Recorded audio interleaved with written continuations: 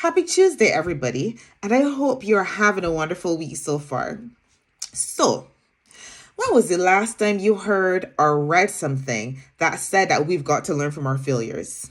So, quotes like this one from Bill Gates: "It's fine to celebrate success, but it is more important to heed the lessons of failure." Or this one from Barack Obama: "You can't let your failures define you. You have to let your failures teach you." Or even this one from Walter Winston: "Failure is not a crime. Failure to learn from failure is."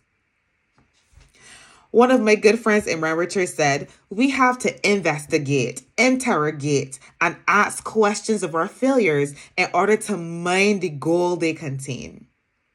Here's the thing and I think it's such a phenomenal truth, is that experience is not the greatest teacher, but evaluated experience is. Oh, yeah. And I think the Yeah. beauty of failure is our ability to go back to those moments of failure, investigate, interrogate those moments, ask questions of that experience so that we can extract as much nuggets, as much gold as possible, and mine those experiences for the gold that it is worth, so that we know how to get it right the next time. Yeah. So that we don't find ourselves going around in the same circle, repeating the same mistakes over and over. It's only failure if you don't learn from it, right? Yeah. It's only failure if you're not able to get, if you don't make sure that you learn the lessons and get better. But my question for you is this: how do we do that? How do we learn from failures, especially when we want to get as far away from our failures as we can? So, I've been reading Amy Edmondson's book, The Right Kind of Wrong, and she identified a number of ways in which we can successfully learn from failure. And here are 3 of my takeaways. The first one is to focus on the emotion and not just the failure. So in their 2017 paper, researchers Noel Nelson, Selin Melcock, and Baba Shiv found that people who focus on the emotional response to failure produce thoughts that were more aimed towards self-improvement. They also found that they expended greater effort when asked to complete a similar task to the one in which they experienced the failure. Now, like me, you might be asking or wondering how. How does focusing on my emotions about my failure cause me to expend greater effort or point me towards self-improvement? And one explanation for this is that focusing on how badly we feel after the failure might motivate us to avoid feeling that way again, and therefore push us towards doing better next time. My second takeaway is to ask the right questions. Failure is painful. And as human beings, we are hardwired to avoid pain.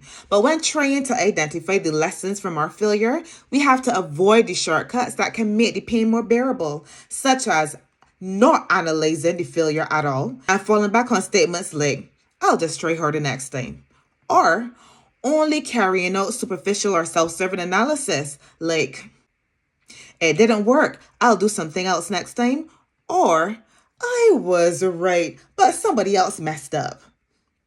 Instead, asking these what questions can be helpful. What did I hope to happen? What happened instead?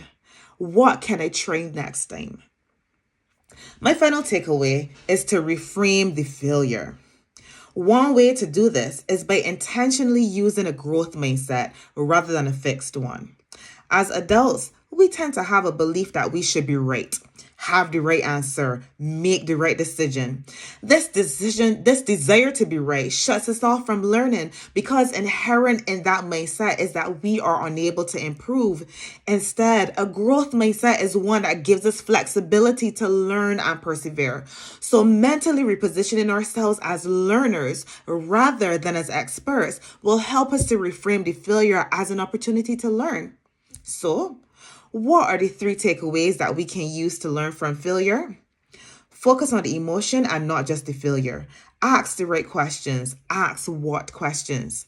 And reframe the failure. Use a growth mindset to position yourself as a learner and not as an expert. Well, that's it for now on how to learn from failure. If you enjoyed this video, don't forget to click like and let me know in the comments. Until next time,